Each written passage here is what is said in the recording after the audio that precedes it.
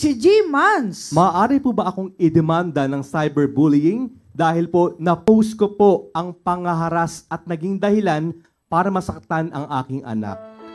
Kami po ay nagkaso ng vowsy case at nakakaranas ng panggigipit ng pamilya ng aming kinasuhan.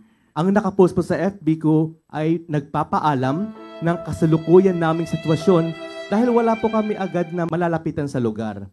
Ano man ang mangyari, for awareness lang po ang naging desisyon namin dahil dihado po kami sa lugar. Maaari po ba kami magdemanda sa panggigipit na dinadanas namin? Naapektuhan na po kami psychologically. Saan po kami maaari magsampa ng kaso? Punta po kayo sa PAW. Dahil sa PAWC po, wala kami indigensities eh. Nga po. Basta kayo ang biktima. Punta po kayo at matutulungan kayo. Ngayon, sa pagpo-post, pwede po kayo mademanda, pero may depensa po kayo. Pero sa totoo lang, huwag po tayo post ng post. Maging maingat. Learned lesson po yan eh. Kahit sabihin nyo nang nasa tama kayo, huwag na ko kayong post ng post. Punta na kayo sa abogado at sa husgado kaagad. Okay po? Legal remedies agad.